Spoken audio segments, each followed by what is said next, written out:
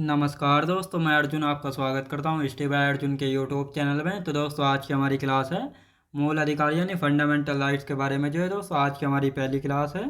तो दोस्तों, वीडियो को अंत तक जरूर देखना ताकि सभी क्वेश्चन जो है आपको आसानी से याद हो जाएं। साथ ही दोस्तों, अगर आप हमारे चैनल पर पहली बार आएँ तो हमारे चैनल को भी सब्सक्राइब कर लीजिएगा। साथ ही बेल आइकन को प्रेस कर लीजिएगा ताकि हमारे आने वाले वीडियो का नोटिफिकेशन जो है आप तक पहुंचता रहे। चलिए दोस्तों, वीडियो को स्टार्ट करते हैं। तो आज की क्लास में हम पढ़ने वाले हैं फंडामेंटल राइट्स यानी मौलिक अधिकार के बारे में। तो यहाँ पे हेडिंग डाल लेंगे मूल अधिकार। मूल अधिकार यानी मौलिक अधिकार या फंडामेंटल राइट्स के बारे में जानने वाले, और आज की हमारी पहली क्लास है।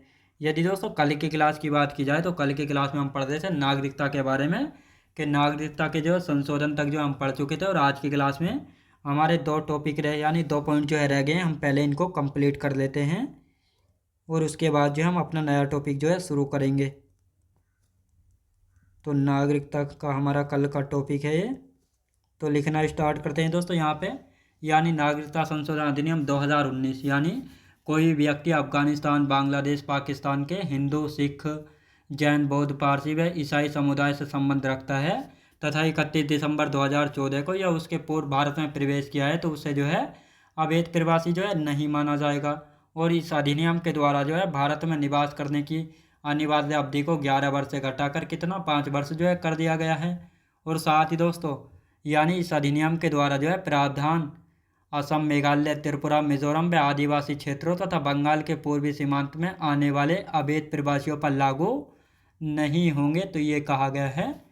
तो इनको आप यहाँ पे हम एक एक करके लिख लेते हैं ताकि आप सभी को अच्छे से याद हो जाए। नागरिकता संशोधन अधिनियम 2019।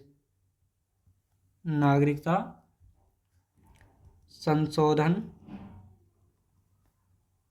अधिनियम 2019 की यहाँ पे बात हो रही है।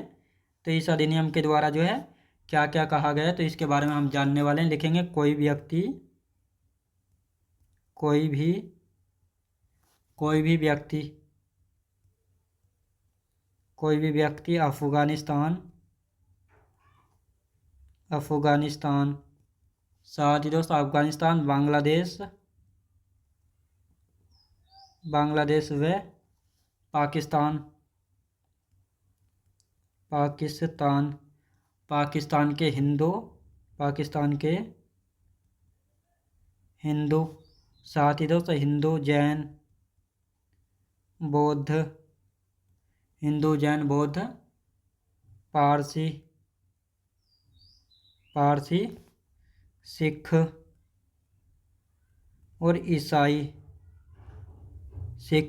और ईसाई की यदि बात करते हैं तो दोस्तों जो सिख ईसाई समुदाय से संबंध रखता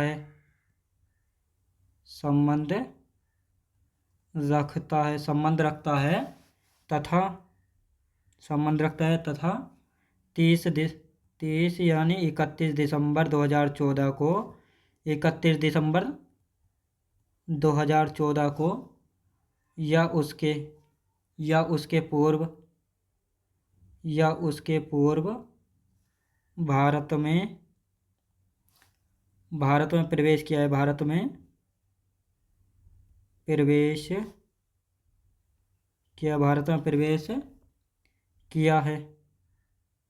किया है तो उसको अवैध प्रवासी नहीं माना जाएगा।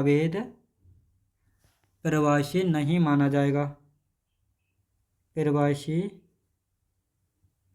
नहीं माना जाएगा। तो ये आपको अच्छे से याद रखना है। तो ये कहा गया है नागरिकता संशोधन अधिनियम 2019 के तहत। आप दोस्तों यहाँ पे हम लिखेंगे इस अधिनियम के द्वारा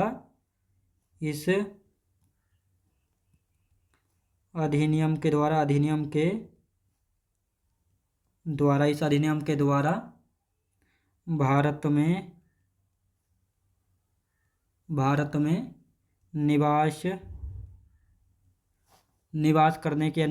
निवास करने की अनिवार्य अवधि को 11 वर्ष से घटाकर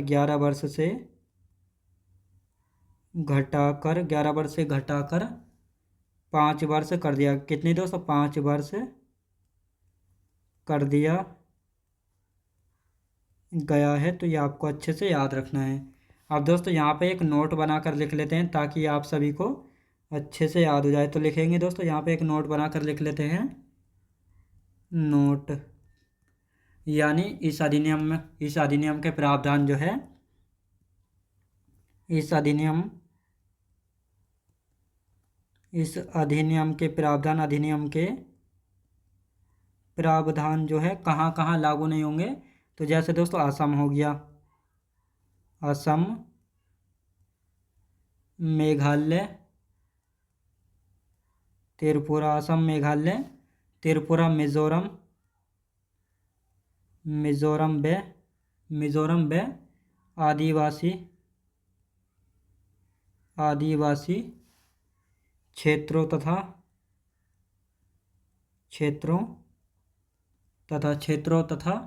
बंगाल के पूर्वी सीमांत में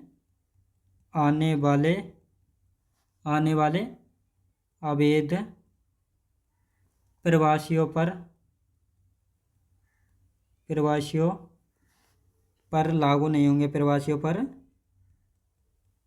लागू नहीं होंगे। तो ये आपको अच्छे से याद रखना है। तो दोस्तों ये हमारा टॉपिक कंप्लीट हो चुका है, नागरिकता वाला। और इसके बाद जो हम फंडामेंटल राइट्स के बारे में जो है जानेंगे। तो अब इनका एक बार रिवीजन कर लेते हैं ताकि आप सभी को ये वाला पॉइंट याद हो जाए। तो दोस्तों नागरिकता संशोधन अधिनियम 2019 के तहत कहा गया है, कोई भी व्यक्ति अफगानिस्तान, बांग्लादेश व पाकिस्तान के हिंदू, जैन, बौद्ध, पारसी, सिख, ईसाई समुदाय से संबंध रखता है तथा 31 दिसंबर 2014 को या उसके पूर्व भारत में प्रवेश किया है, तो उसे जो है दोस्तों अवैध प्रवासी नहीं माना जाएगा। क्या? अवैध प्रवासी उसको नहीं माना जाएगा। और साथ ही इस अधिनियम के द्वारा जो है भारत में निवास करने की अनिवार्य अवधि को घटाकर जो है 11 वर्ष से 5 वर्ष जो है कर दिया गया। तो ये आपको अच्छे से याद रखना है। अब दोस्तों यहाँ पर जो एक नोट बनाकर लिख लेते हैं, यानी इस अधिनियम के जो प्रावधान है ये असम, मेघालय, त्रिपुरा, मिजोरम व आदिवासी क्षेत्रों तथा बंगाल के पूर्वी सीमांत में आने वाले अवैध प्रवासियों पर लागू नहीं होंगे। तो ये आपको अच्छे से याद रखना है। आप दोस्तों किसके बारे में जानने वाले हैं? तो आप जानेंगे मूल अधिकार के बारे में। तो ये हमारा टॉपिक कंप्लीट हो चुका है, नागरिकता वाला। तो अब यहाँ पे हेडिंग डालेंगे मूल अधिकार यानी फंडामेंटल राइट्स के बारे में।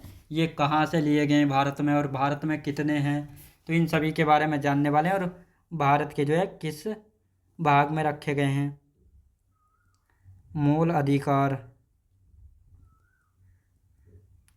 मूल अधिकार की यदि बात की जाए तो मूल अधिकार यानी फंडामेंटल राइट्स की जो है आज की हमारी पहली क्लास हो जाती है। अब दोस्तों पहले इनके बारे में थोड़ा समझ लेते हैं। मूल अधिकार यानी फंडामेंटल राइट्स की यदि बात करते हैं तो इनको जो है हमारे देश में कहाँ से लिया गया है? अमेरिका के संविधान से लिया गया है। लेकिन जब अमेरिका का संविधान बना था 1787 में और लागू हो गया था 1789 में, तब जो है अमेरिका के संविधान में भी जो है मूल अधिकार यानी फंडामेंटल राइट्स नहीं थे, बल्कि अमेरिका ने मूल अधिकार जोड़े थे 1791 में। तो ये आपको याद रखना है। और साथ ही दोस्तों भारतीय संविधान में जो है यानी भारतीय संविधान में किस भाग में मूल अधिकारों को रखा गया है? भाग 3 में जो है रखा गया है। और साथ ही भाग 3 को जो है संविधान का मैग्ना कार्टा कहा गया है। अब मैग्ना कार्टा से क्या मतलब है? यानी जहाँ पर जो है मूल अधिकारों की चर्चा की जाती है उसको मैग्ना कार्टा कहा जाता है। और हमारे भारतीय संविधान के भाग 3 में जो है मूल अधिकारों की चर्चा की गई है, तो इसलिए संविधान के भाग 3 को मैग्ना कार्टा कहा गया है। और भाग 3 में कितने आर्टिकल हैं? तो आर्टिकल 1235 तक जो है आर्टिकल हैं भाग 3 में। अब दोस्तों पहले इनको लिख लेते हैं, फिर मूल अधिकारों के विकास के बारे में जानेंगे कि मूल अधिकारों का विकास कहाँ से हुआ था और किस प्रकार हुआ है। तो मूल अधिकारों की यदि बात की जाए तो ये कहाँ से प्रेरित यानी इंस्पायर्ड का मतलब होता है कहाँ से लिए गए हैं। तो अमेरिका के संविधान से इनको लिया गया। भारतीय संविधान में अमेरिका से लिया गया है।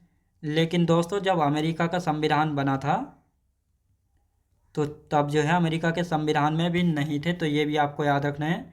अमेरिका का संविधान जो है 1787 में बना था, यानी विश्व का प्रथम लिखित संविधान जो है अमेरिका का ही है। और ये लागू कब हुआ था? 1789 में लागू हो गया था। 1789 में लागू हुआ था। अब यहाँ पे मूल अधिकार जोड़े गए। मूल अधिकार जोड़े गए। तो मूल अधिकार कब जोड़े गए थे अमेरिका के संविधान में? 1791 में। कब दोस्तों? 1791 में। अब यहाँ पे हम बात करेंगे भारतीय संविधान में। भारतीय संविधान में। भारतीय संविधान में। भारतीय संविधान की यदि बात की जाए तो भारतीय संविधान में जो है मूल अधिकार कहाँ से लिए गए, ये तो आपको पता लग गया अमेरिका से। तो भारतीय संविधान के भाग 3 में याद रखें दोस्तों, भाग 3 में जो है किनको, भाग 3 में जो है मौलिक अधिकारों को जो है रखा गया। किसको दोस्तों? मौलिक अधिकारों को जो है रखा गया। और साथ ही दोस्तों संविधान का मैग्ना कार्टा कहा जाता है। संविधान का मैग्ना कार्टा कहा जाता है। मैग्ना कार्टा मतलब जहाँ पर मूल अधिकारों की चर्चा है, जहाँ पर अधिकारों की चर्चा हो तो उसको जो है मैग्ना कार्टा कहा जाता है। तो ये आपको अच्छे से पता लग गया होगा। अब दोस्तों यहाँ पे बात करते हैं अनुच्छेदों की, यानी अनुच्छेद कितने? 1235 तक जो है अनुच्छेद हैं। किस में? ये भाग 3 में है, तो ये आपको अच्छे से याद रखना है। अब यहाँ पे बात करते हैं दोस्तों मूल अधिकारों का विकास के बारे में। तो पहले थ्योरी लिख लेते हैं, फिर अच्छे से इनके बारे में समझेंगे। तो दोस्तों यहाँ पे बात करेंगे मूल अधिकारों का,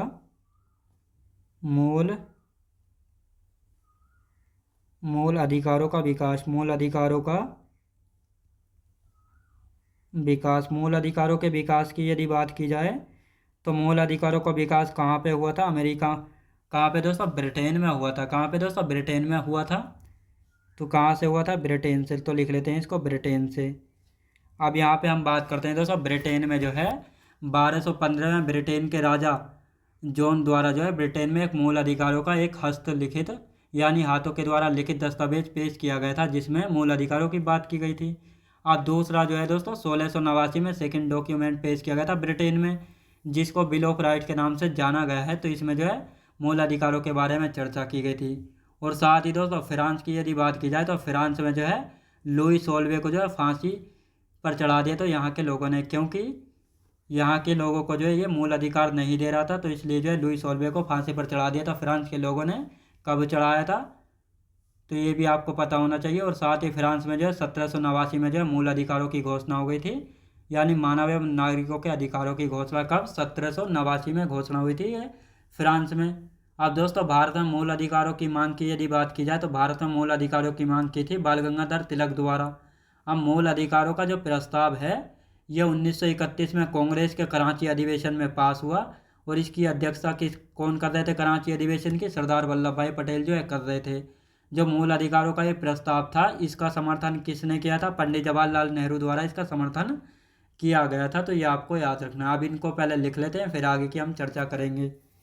तो यहाँ पे लिखते हैं दोस्तों इनको। 1215 में 1215 में ब्रिटेन के राजा जॉन द्वारा राजा जॉन द्वारा ब्रिटेन में मूल अधिकारों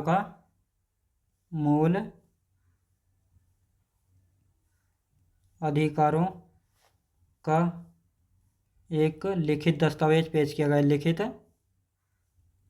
दस्तावेज पेश किया गया।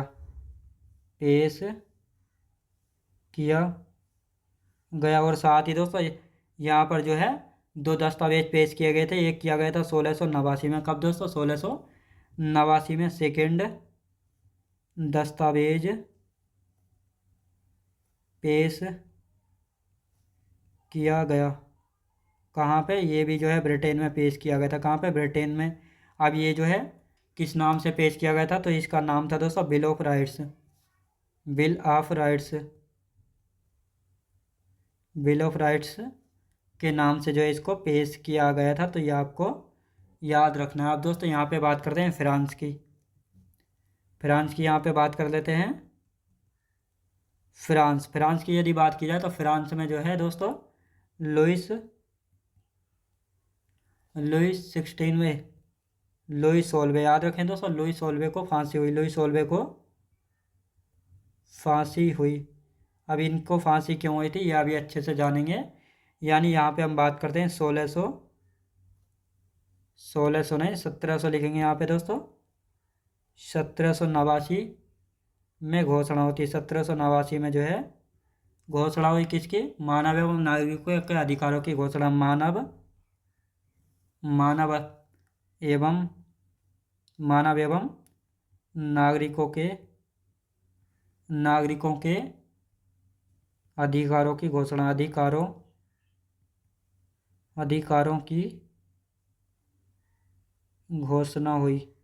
तो ये आपको याद रखना है। आप दोस्तों यहाँ पे हम बात करने वाले हैं यानी भारत में मूल अधिकारों की मांग किसने की थी? भारत में मूल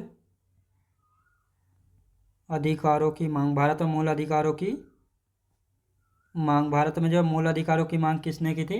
बाल गंगाधर तिलक ने। किसने दोस्तों?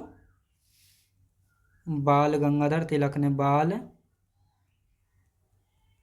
गंगाधर तिलक द्वारा जो है की गई थी। बाल गंगाधर तिलक द्वारा। अब दोस्तों यहाँ पे हम बात करते हैं बाल गंगाधर तिलक द्वारा जो है मांग की गई थी। अब मूल अधिकारों का प्रस्ताव की यदि बात करते हैं, मूल अधिकारों का प्रस्ताव।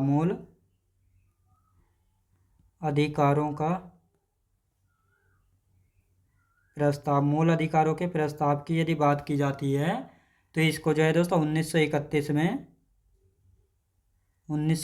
में कांग्रेस के लाहौर नहीं दोस्तों, कराची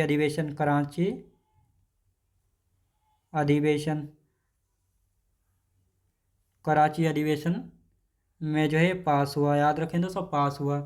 अब इसकी अध्यक्षता कौन कर रहे थे? अध्यक्ष थे इसके सरदार वल्लभ भाई पटेल। कौन थे दोस्तों? सरदार वल्लभ भाई पटेल।